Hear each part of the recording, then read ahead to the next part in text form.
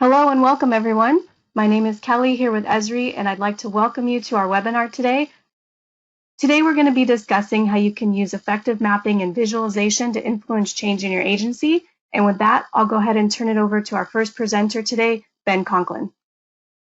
Thank you for that, Kelly. Welcome everybody to our webinar for using effective mapping and visualization to influence change in your agency.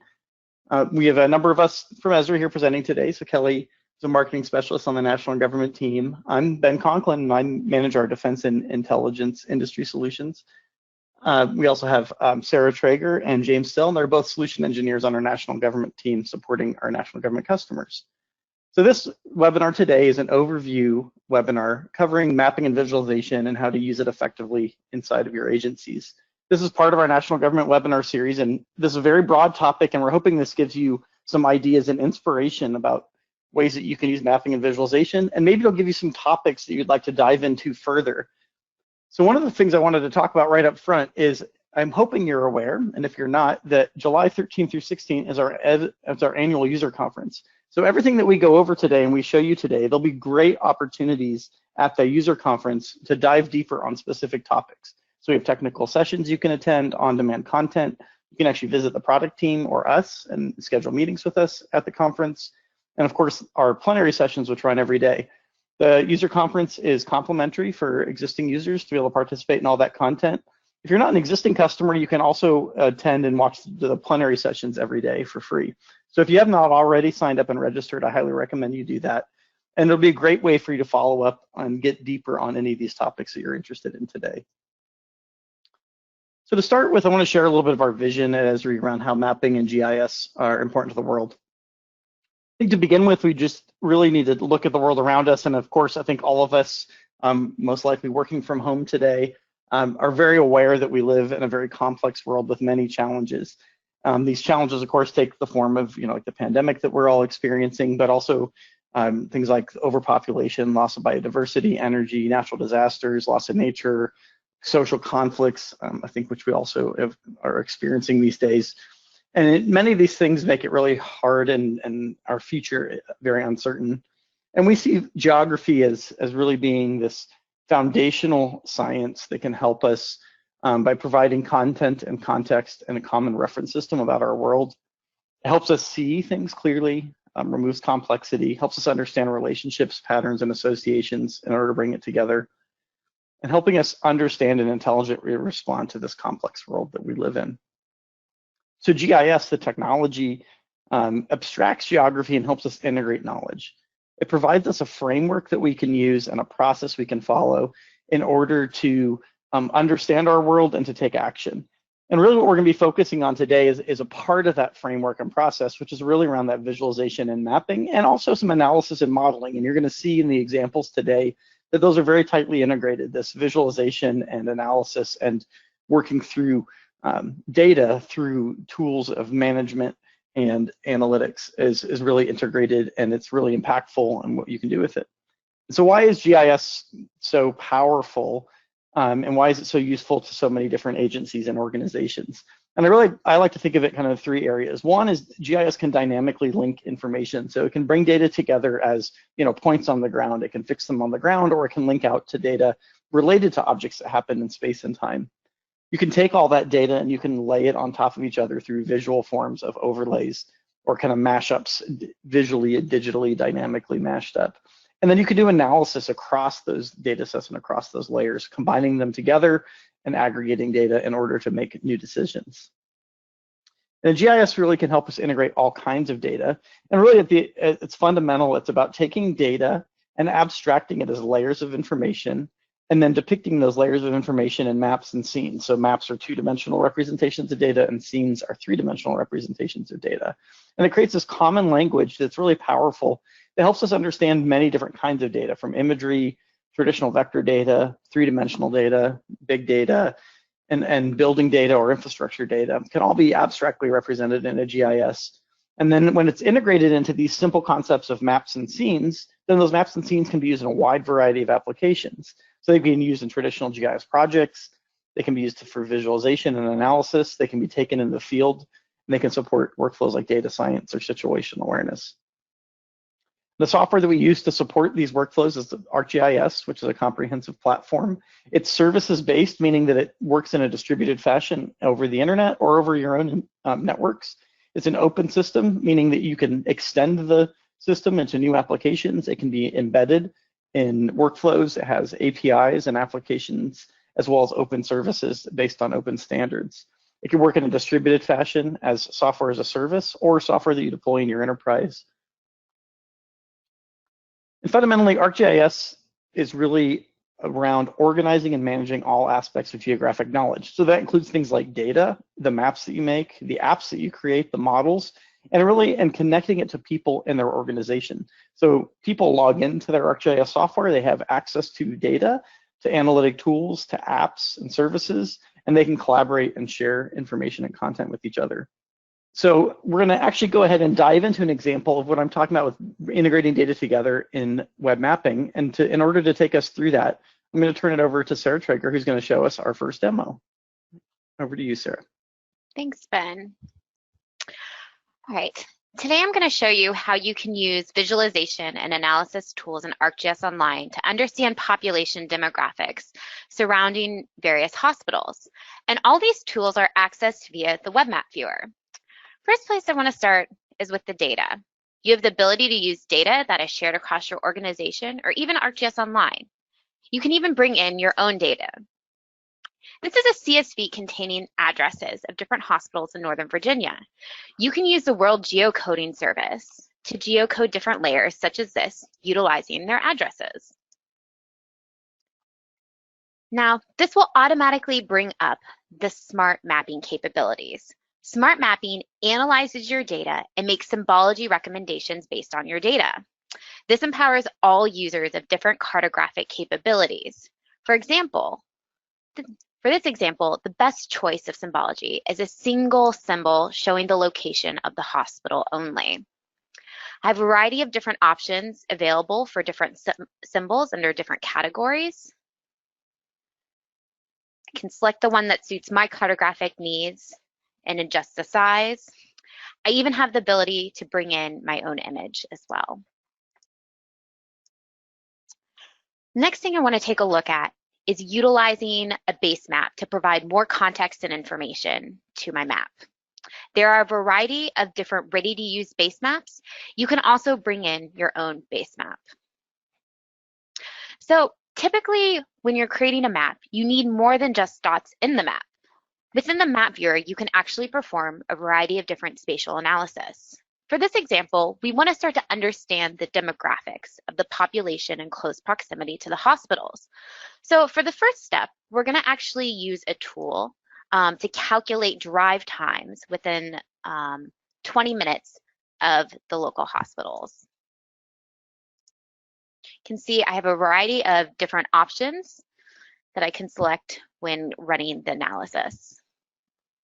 So as you may have seen, the analysis tools are broken down in various categories, such as summarized data and use proximity. Not all of the spatial analysis tools that you'll find in Arcgis Pro, for example, are available on the web, but some of the most commonly used geoprocessing tools are available. These tools are running in the web, and they'll actually create a feature service that you can use throughout the rest of the Arcgis platform. So you can use the layer in another web map, an application, or even in Arcgis Pro. So it's not just something done in memory, it is a layer that will exist and that you can continue to utilize in different products. So now that we have the drive times around the hospitals, you can actually start to understand the population demographics of those drive times by using another tool called the Enrich Layer tool. Here you can select a variety of different population variables to better understand population demographics. So for this example, we want to take a look at the different populations at greatest risk for COVID-19 and really focus on the populations born prior to 1965. So I can access different population variables such as the total population, and I can even access generational population data such as the baby boomer, the silent and greatest generation populations.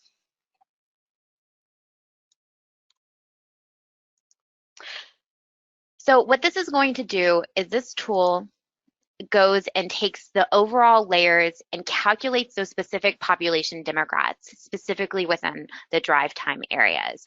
So be able to understand those demographics in the areas that we are most interested in. There are numerous other categories of different variables that are available, including lifestyle, spending, and business data. And this data can be used to create infographics, calculate reports, and also, as you see in this example, to enrich data layers that exist in our web map.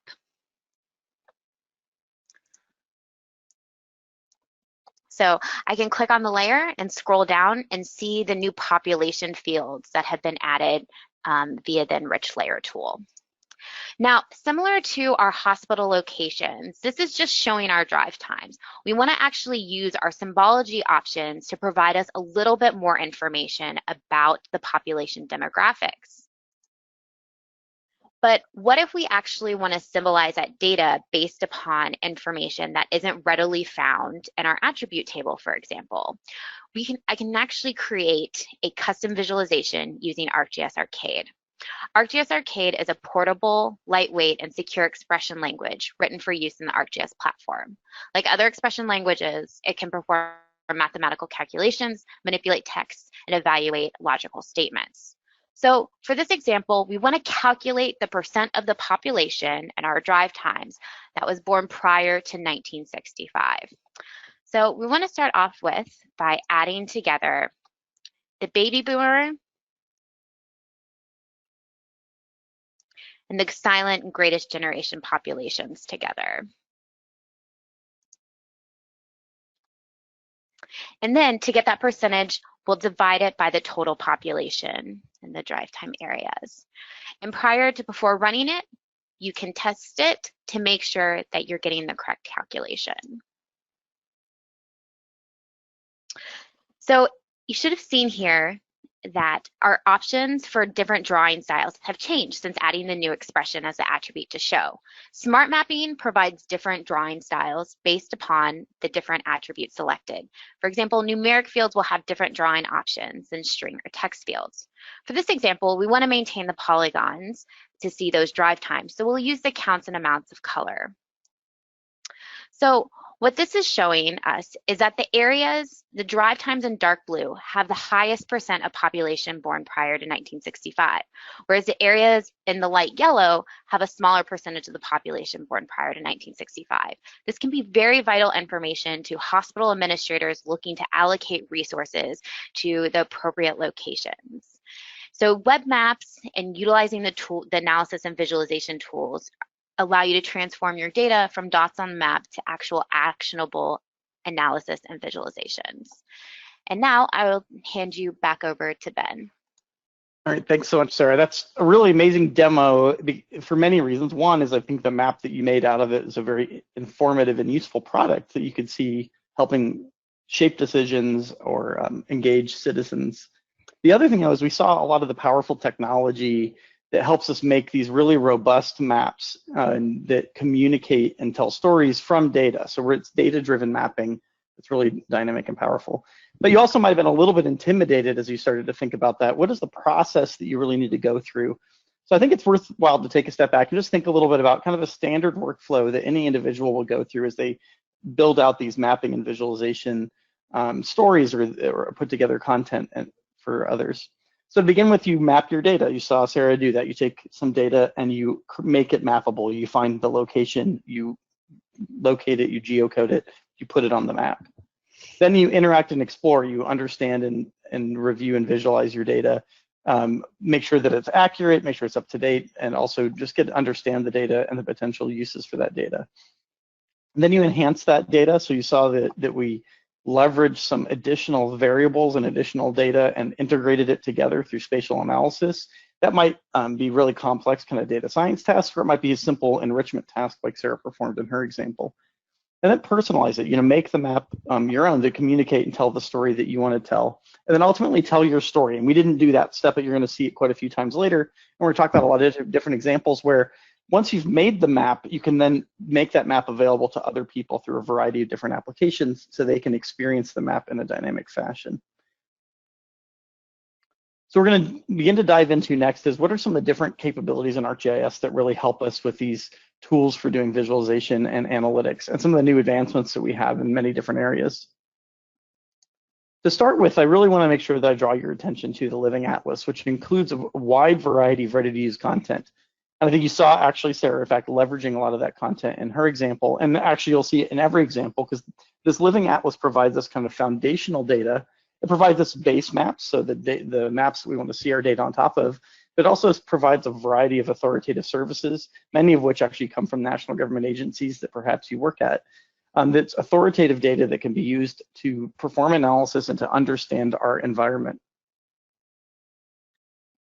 It's also being continuously improving. We've been adding a lot of new data. We bring in data from the community in the form of community maps. We've added in the dynamic OpenStreetMap data that's updated frequently. We're leveraging vector tile-based maps, which allows you to actually customize the style of your base map. We have new imagery, and then some of my favorite maps actually are the policy maps, which are maps that helps us understand our community and the impact of policies on our communities, or help us maybe come up with new ideas and new policies. And they're truly an amazing collection of maps to help us understand the world around us and the impacts of decisions that we make. So of course, what you hopefully really noticed in Sarah's demo is how quickly she was able to make an attractive map that was accurate and communicated effectively her subject. And the way that she did that was leveraging smart mapping, which is allows everybody to make these amazing maps that communicate effectively using a good visual style, but also accurately. There's different techniques that you can use to leverage your data and communicate it in different ways. And the tools in smart mapping really help you do that effectively. Of course, we have a variety of very robust tools for mapping and cartography across all of the ArcGIS products. There's a lot of new tools that we've been introducing for things like chart symbology, bringing in textures, leveraging powerful expressions like arcade, which I think you just got a kind of small taste of in Sarah's demo. We also have tools for doing standard map production, so aeronautical, topographic, and nautical map production, and also for integrating with tools like Adobe's Creative Cloud. So if you want to integrate maps and leverage Illustrator as like graphic design projects and integrate it into your larger graphic process. 3D visualization has been an area of kind of rapid advancement over the last couple of years, especially 3D visualization over the web, but really in all new areas. We have smart mapping in 3D, just like we have in 2D. We're able to use it on mobile devices. We're able to integrate building data and have a lot of great options for symbology. And this ability to deliver 3D products over the web has really elevated 3D content and 3D data to a new level in terms of the ability to use it for making powerful and informational graphics. So part of why that's so valuable is we can use 3D in our analytics and our visualization. So we can perform analysis in 3D, so leveraging things like 3D measurement and visibility. We can do volumetric modeling. We can also just leverage 3D visualization as an aid to our analysis, and we can do that in a variety of applications. So with that, we're going to go into our next demo where Sarah's going to show us some of this, leveraging space-time analysis and some of this 3D capability supporting that. So with that, I'll turn it over to Sarah. Thanks, Ben. Okay. So for this, I want to share an example of how we can use ArcGIS to visualize the COVID-19 pandemic. Specifically, we're going to look at how some of the recent social distancing data and how it varies across time and space in the state of California. To get started, let's take a look at the CDC's Social Vulnerability Index at the county level. Darker blue shows counties that are more vulnerable, and we can immediately start to see a pattern. Counties down in the south and up the Central Valley are much more vulnerable than others. And on top of this, we can start to visualize the number of cases reported by Johns Hopkins University. So on top of the Social Vulnerability Index, we can actually visualize the number of cases reported by Johns Hopkins University from February 24th to April 28th. What we're seeing here is a space-time cube, where each date is stacked one on top of the other and symbolized by the number of new cases each day. The earliest dates are down at the bottom, and the most current case is at the top. The lighter color indicates a lower number of cases reported. For example, when looking at LA County, You can see relatively few cases back in early March and how this has grown over time. We'll come back to this data in just a few minutes, but let's switch gears over to the Unicast social distancing data, which is a grade for every day in the county for how well they've implemented social distancing. And specifically, how this data shows a reduction in distance traveled when compared to a pre-COVID baseline. Good grades show that people are staying home and reducing travel more than they did before, and red areas are points in time and space there was little to no change in their travel distance. Turning on a slice through time that shows when the stay-at-home order was issued, we see almost everything below the stay-at-home order issue was red. That's when people were free to travel all over the place. But when you look at the different colors, the yellows and the blues, where light blue is a B grade and yellow is a C grade, you can start to see some interesting patterns across the state. For example, a lot of the coastal counties have much better scores than the counties up north through the Central Valley. Heading back down to Southern California, you can start to explore patterns within the space-time cubes. You'll start to see that blue scores are occurring more sporadically through time. One hypothesis is that these variations are actually the weekends. If we pull out the weekend cube, so all we're seeing is Monday through Friday, the data is a lot more consistent. People on the weekdays are relatively consistent in their stay-at-home behavior. You also start to see a spatial pattern in the data more clearly now. The coastal counties are more in the yellow range, and the Central Valley is more in the red and orange range. Now, if we reverse it, so we're only looking at the weekends, just Saturdays and Sunday, there's another interesting pattern. Remembering that yellow is worse and blue is better, the data shows that people tend to leave their homes more on Saturday, maybe running errands or taking a hike. And they do better at reducing distance traveled on Sundays. And it makes sense. Even before the stay-at-home orders were in place, this is a common pattern for many households. No matter where you look in the state, in general, you start to see similar pattern or type of behavior for the weekends. Whether it's red and yellow or yellow and orange, Saturday tends to be worse than Sunday. Going to just the weekdays and adding in the regions of California, we start to see another interesting pattern, and it becomes even more clear what's happening. These counties are not all alike. There are zones and regions of similar behavior. For example, the southern coastal counties are all exhibiting very similar behaviors, same as the southern inland islands. And the central valleys show a completely different pattern. And this is possibly due to more essential workers in the agricultural industry who may need to travel further distances because it's such a large rural area. And when you continue to pan north, the Bay Area looks awesome with some of the best social distancing scores, even with a densely populated area. And then you start to see a rural pattern up north, and the northern coastal counties are somewhere in between. Each region of California is unique, and the data highlights these differences. The last piece of the puzzle is when we turn the data back on and see how it relates to the Unicast data. You can see changing the weekly pattern in cases and how the lag time and social distancing can affect the number of cases at a later date. This shows that the stay-at-home orders really came into effect at the right time. And this example shows how we can start to explore space-time patterns that are hidden in the data and come to different conclusions that geography does not matter and that does matter. And there are so many interesting patterns in the state of California. Thank you. And I'll hand it back over to you, Ben. Thanks so much, Sarah. Yeah, that's a really, really great demo. I think it's so interesting because it shows you this pattern of taking space and time and really being able to understand what's happening over space and time and how valuable 3D visualization is to that. to see those kind of that kind of amazing change in behavior. It would be quite difficult to do actually any other way. So that's really great to see that. And it's also great to see how you can use that information to actually understand the impact of policies in a kind of hyper local way. And I think that's what we've all, as we all watch the news and we listen to COVID, we're recognizing that really the response is very much about how you deal with it in a very local way.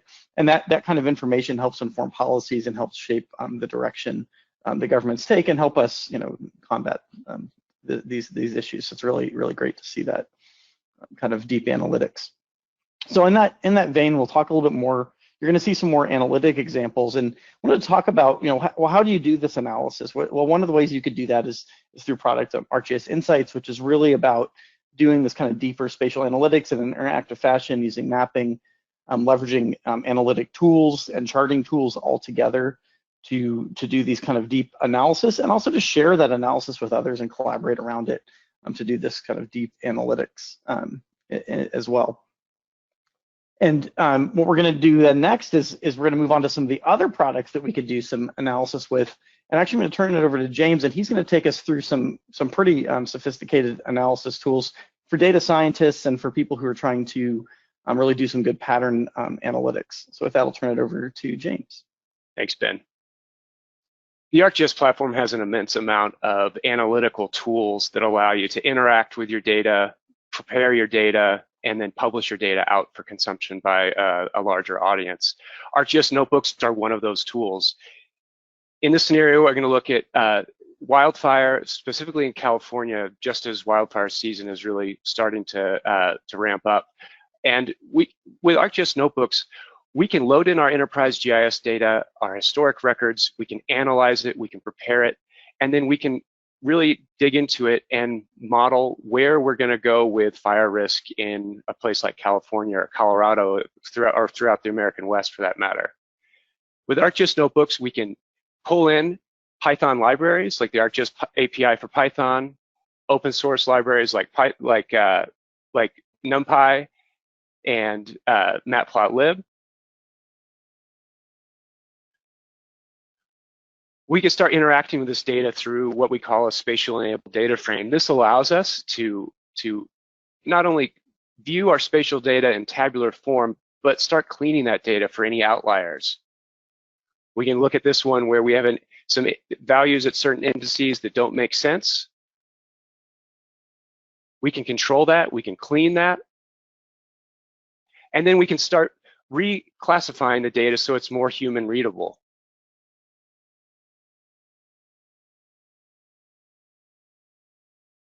We can then start to dig in deeper and start to recognize the patterns. So have wildfire numbers increased over time? We can use open source libraries to quickly chart and visualize this data. And then because this is wrapped into the ArcGIS platform, we can quickly visualize on a map all of the fire locations and cluster them within each county. Now that we have our clean data, we can start aggregating it by county and see which counties, like Kern County, have the most wildfires. And then we can use the hotspot analysis tools to visualize where some of the greatest degree of fire has taken place throughout our historic record. But you see there's a lot of holes here. So what we can do is we can use the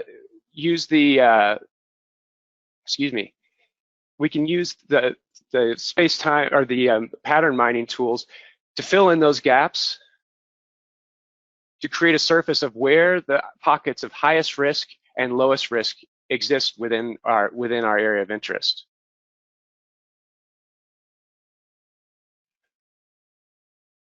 Instead of just looking back, we can also look forward to gauge where the highest risk is within the state of California. We can use another notebook.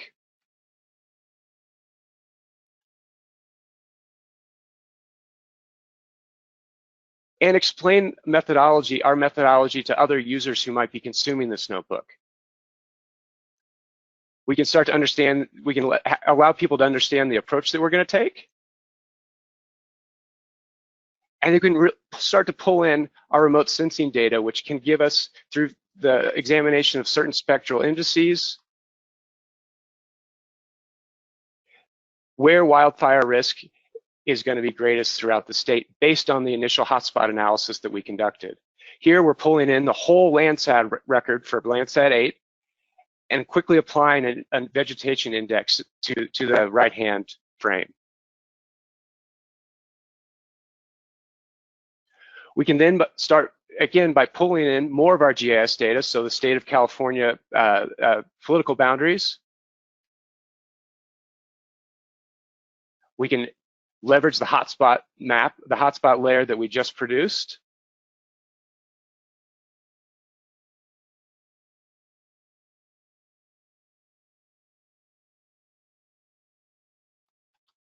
And then we can sample the locations of fires and extract the spectral indices that we need to see. In this case, a soil moisture index, which is a key indicator of fire risk on the ground. We can use the Python API to sample all these locations and get a better understanding of the changes that are taking place before and during these fires. We can start to see the fluctuations of fire risk by year and season. And then we can combine this data into a model using the Python API and raster analytics, pull in more predictor variables like this 10-meter or this 30-meter elevation layer for California, use distributed processing with raster analytics, combine our data into one raster function chain,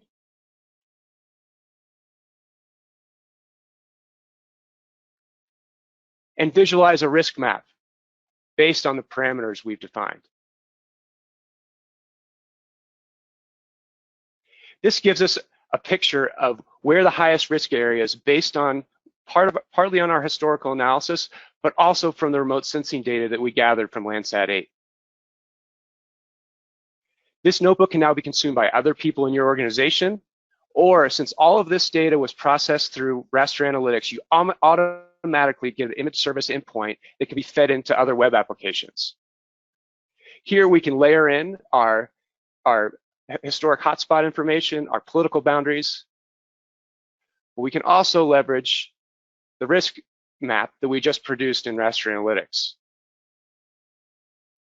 We can supply this to application to users. They can define their own area of interest and get metrics on the specific fire risk in the areas that matter to them the most. A web application such as this one can be given to land managers for environmental screening, where they can define an area that they need to report on,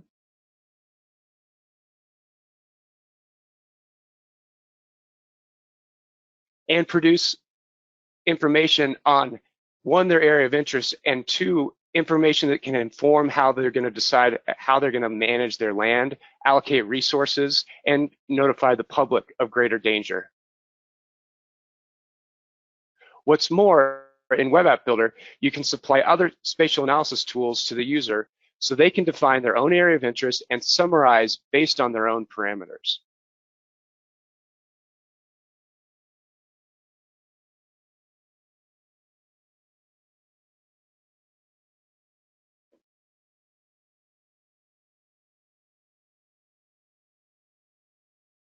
This allows a greater degree of local understanding of the fire risk throughout California.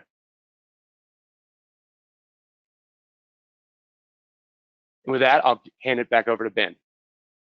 Right, thanks for that, James. Yeah, that's very impressive. Again, demo. What you're seeing here really is how kind of this mapping and analytics and visualization really helps us understand really complex scenarios, helps us understand really complex problems where there's lots of variables involved, and build maps that can communicate.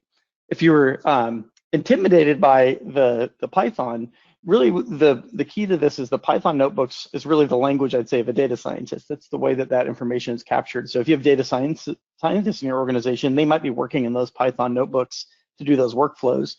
But you could use other products, other ArcGIS products that have more visual and interactive tools as well. So just that was one example of ways that you could do analytics, and there's many, many different ways you can do it in ArcGIS. So what we're gonna do is we're gonna talk just real briefly about the different products, the ways that you use ArcGIS, which is through these different products, and that you experience them. And one thing I want to point out, they're all integrated together. So for example, that notebook server leverages the enterprise. It works with all the same data, all the same tools. It's one comprehensive enterprise that brings it all together. For many of you, the primary way that you would probably use ArcGIS is through Arcgis Online, which is the complete mapping and location software as a service platform. So you log into your organization's account or could create a personal account, and you can immediately start making maps. Now, this Arcgis Online software as a service system is what's behind a lot of the, for example, COVID dashboards you might have seen, like the Johns Hopkins dashboard. And in fact, that single application generates billions of views a day, actually. So it's a highly scalable, highly performant platform that you can use on the internet. Many agencies and organizations have Arcgis Online, and you may already have access to it actually just inside your agency or inside your organization. Arcgis Pro is our professional GIS tool for the desktop. You install it on your Windows computer, and you can use it to do all the sorts of advanced mapping, visualization, editing, and analysis. It's a complete GIS desktop workstation, and it's really the tool of choice for professionals in the GIS industry to do their analytics and mapping. And Arcgis Enterprise is how you take a lot of these capabilities that you see in Arcgis Online and you bring them into your own environment. So that might be your own private cloud, that might be inside your own infrastructure on servers, for example, in government agencies that have secure systems or run on secure networks. And it provides you access to all the web mapping tools, the sharing and discovery that we've seen today, all the analytics, all the data management tools, as well as tools that integrate into your administration environment and to secure DevOps environments. So it's how you integrate ArcGIS and provide those same services and capabilities. One product that I want to talk about is Storymaps specifically, which is really a whole new way to tell stories interactively with maps. So it's growing. We have millions of stories on the Storymaps website, thousands of them created every day, millions of views a week. And it's really the way to take a lot of these maps and analytics that you're seeing and share them out to a broad audience that makes it easy for them to experience and use in their work or to make decisions or to inform briefings.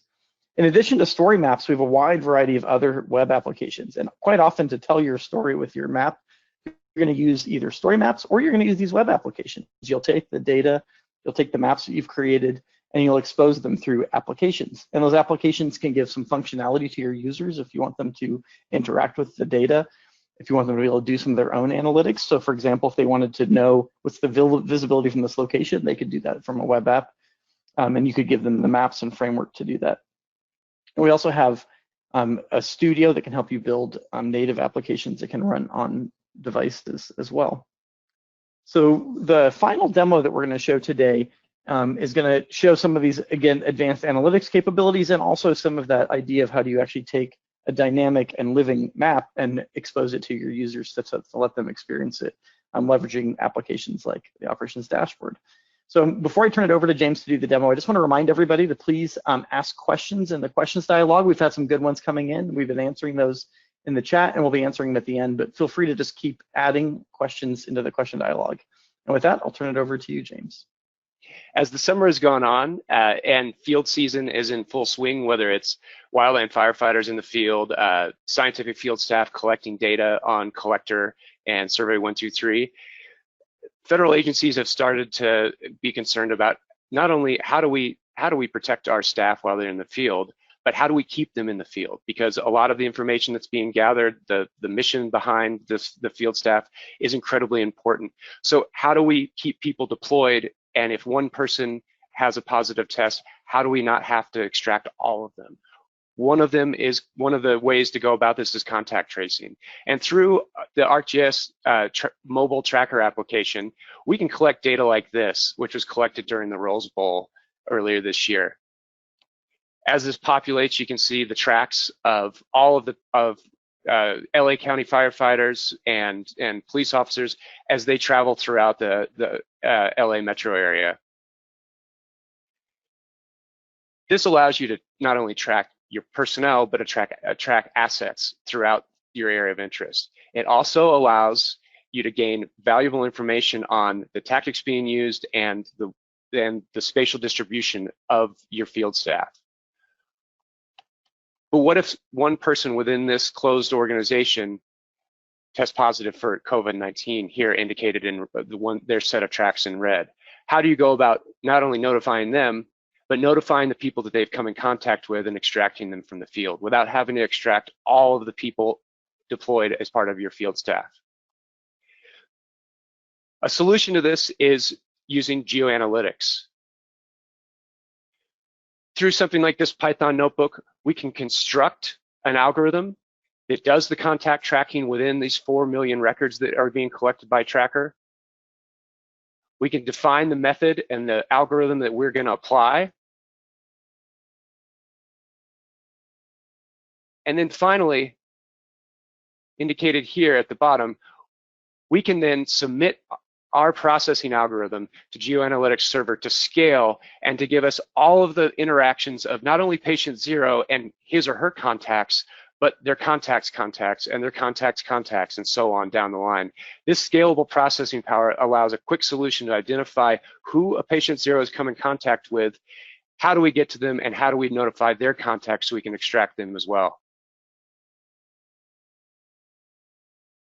When you run these tools within a notebook, seen here, you can define the search distance. So how close does a patient 0 have to get to someone? Who is that patient 0? How long do they have to spend around someone else to identify this as a contact event? And when it's done running, you automatically get a feature service in your Enterprise GIS, indicated here, where all of the contact events have taken place at all the various depths. We can identify these locations, the people involved, and the distribution of these contact events throughout our tracking database.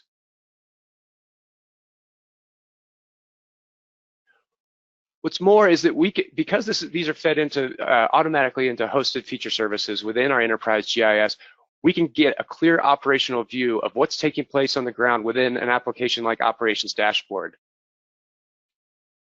We can filter all of the depth of contact events, and we can automatically get a list on the left so we can see all of the depth of one contact event, so patient 0 and all of his or her contacts. We can get a picture of the depth of 2, the incidence over time, and the number of events associated with that class of depth. We can quickly see the concentration of where most of these events took place. And we get a clear operational picture of, 1, who is patient 0 come in contact with, and where is the concentration of those events taking place.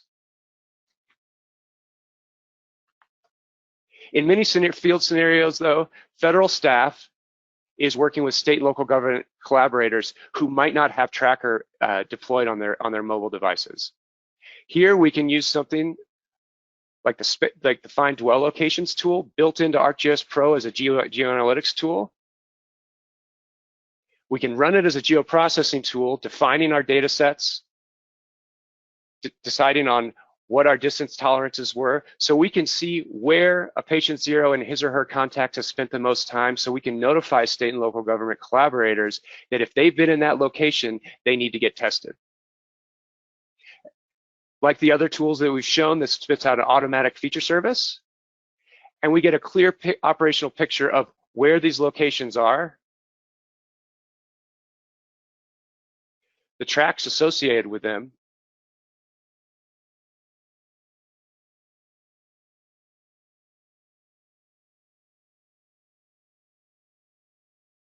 and we can highlight the precise location of where these dwell locations are so they can be prioritized in notifying people that they might have come in contact with somebody who's tested positive for COVID-19.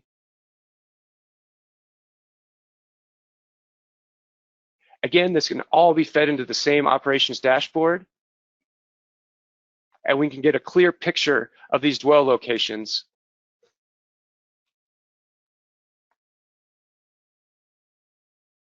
And how they're distributed through our areas of activity.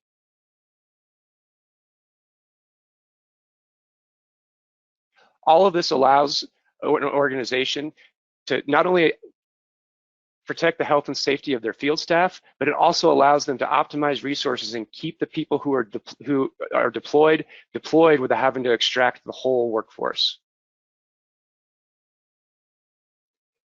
And I'll send it back to you, Ben.